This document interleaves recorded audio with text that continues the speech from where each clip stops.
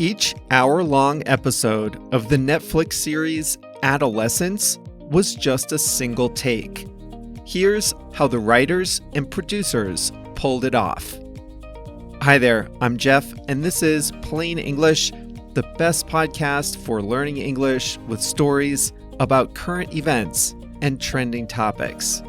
It's already May, and the year's best television drama, at least according to the critics, is called Adolescence. It's a 4-part mini-series on Netflix. I won't give you any spoilers today.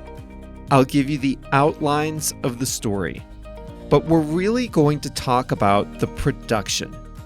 The production team made some key artistic decisions that affected the whole series. But I will say this. If you want to go into Adolescence fresh, if you don't want even the hint of a spoiler, then maybe delay listening to this episode until after you've watched it. There are 776 other Plain English episodes in your podcast player to choose from. If you want to go into Adolescence fresh, have a listen to one of those today. But this is a good episode if you've seen Adolescence, or if you've read reviews or seen previews, or if you're just into things like movie making and how they make TV series. This is episode number 777 of Plain English, so you can find the full episode resources, the transcript, in-app translations, practice exercises, fast audio, all that. Find it at plainenglish.com/777. Before we start today's episode, I wanted to give you the exciting news, the return of the expressions. If you've been in our world for a while, you know that I used to teach English expressions in this podcast. I took a short break, but now the expressions are back. We're doing them a little differently than before. Now, we're giving each English expression its own episode, and we're putting them all together in a special podcast called Essential English Expressions. Season 1 of Essential English Expressions is already available. It has 14 episodes, and in each episode, I show you exactly how to use an English expression, and I give you lots of examples. Just search Essential English Expressions in your podcast player or click the link in the show notes. Now, back to today's Plain English episode.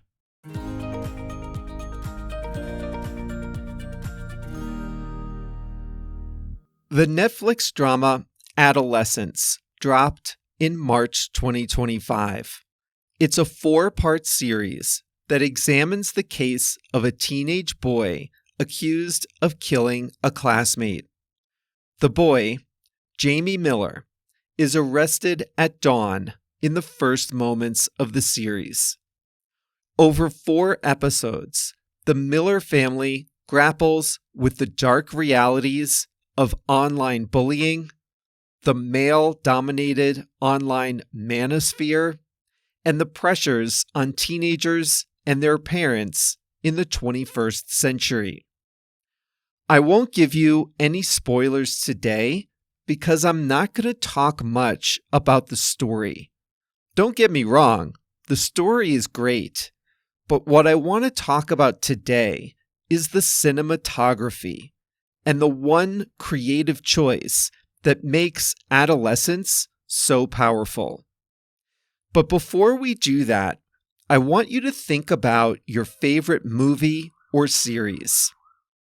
Most movies have dozens of scenes, and a typical scene runs 2 to 3 minutes. In an action film or a fast-paced comedy, it might be even shorter.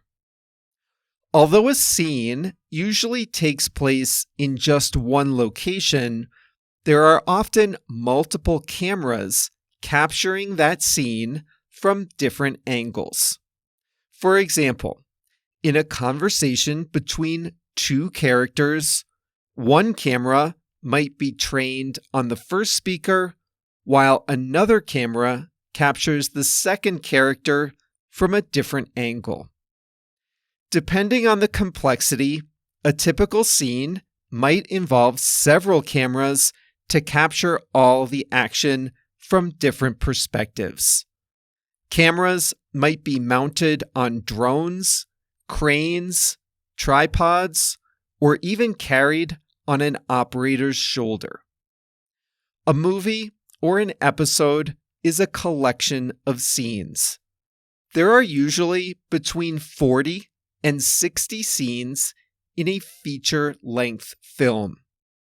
When filming is done, the producers begin the editing process and stitch the scenes together. If the final product is too long, they may cut some scenes out. That's how it normally works, but that's not how they did it in Adolescence. Each of the 4 hour-long episodes of Adolescence was filmed in a single continuous scene, just one take, filmed on just one camera. That means there was no stopping and starting, no multiple camera angles, and no jumping forward or back in time. There were no invisible edits, no stitching clips together, no cutting room floor. This was an artistic choice by Jack Thorne, the writer, and Philip Barantini, the director. Viewers get a heightened sense of realism and emotional intensity, as if we were living the moment alongside the characters without interruption. This approach required meticulous planning and rehearsal. For one thing, the script needed to accommodate this approach. In episode 4, the family drives to a hardware store. The camera follows them in the car for the entire trip, so something needs to be happening during that trip. So the writers inserted dialogue here that establishes the family's background story and the way Jamie's parents were before they had kids. Episode 3 was an interrogation scene. Jamie is in a room speaking with a court-appointed psychologist.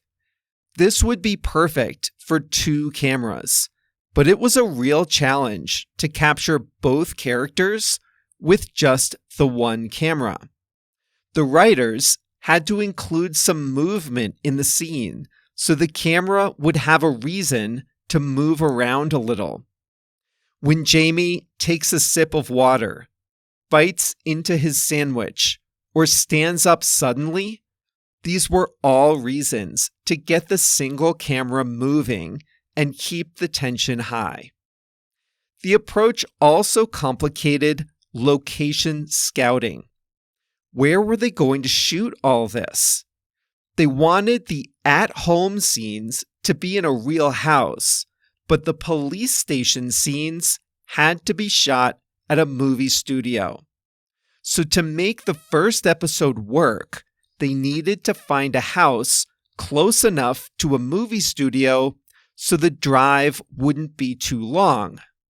Remember, there's no skipping time, so the camera follows the characters as they move from one place to another. There was also the question of the camera. I mean the actual camera. Each episode was one take and one camera, and that camera had to do a lot of things.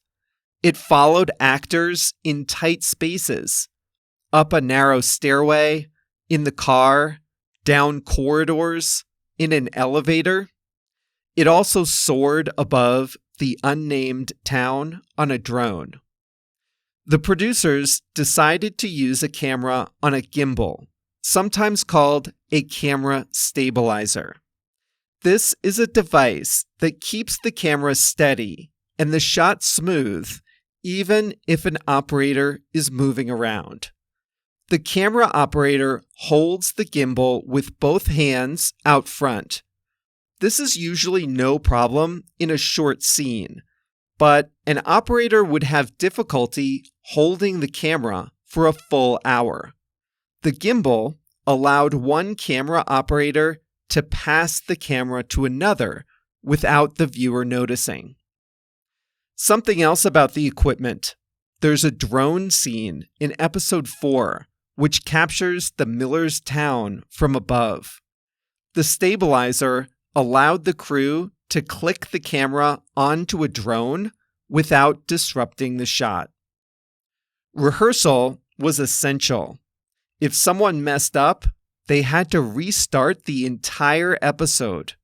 A mistake in minute 2 wasn't so bad, but a mistake in minute 40, that meant 40 minutes wasted. A few things did go wrong. In one take, all the lights went out because the iPad controlling the lights crashed. They had to start over. In another, the camera operator walked into a wall accidentally. One especially tricky thing was managing crowds in episode 2, which took place at Jamie's school.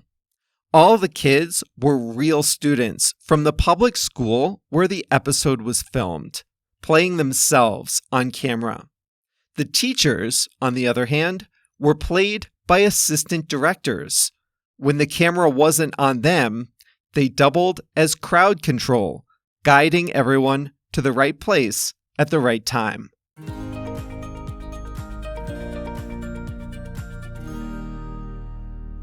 A couple notes on the actors.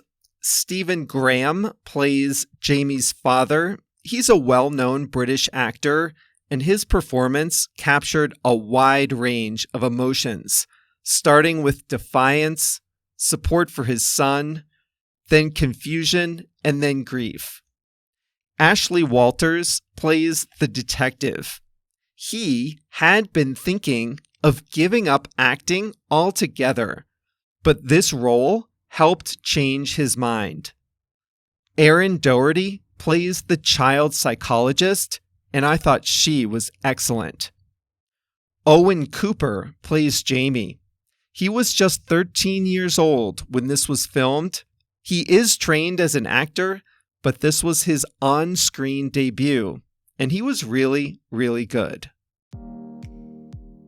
And that brings us to the end of this episode. I hope you enjoyed some movie-making vocabulary in this one. And if you haven't seen Adolescence, I highly, highly recommend it. This was episode number 777 of Plain English, which means you can find the full episode at plainenglish.com/777. We'll be back on Monday.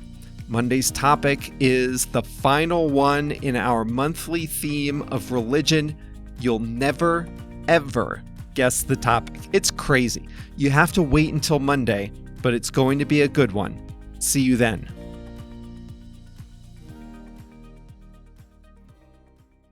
I hope you enjoyed today's episode. If you like listening to stories in plain English, then you'll love learning English expressions with us. We have a brand new podcast called Essential English Expressions, and this one is seasonal. So we'll drop an entire season of expressions all at once. The first season is already available, ready for you to start listening. That's 14 special plain English episodes all together in a brand new podcast. Just search Essential English Expressions in your podcast player or click the link in the show notes.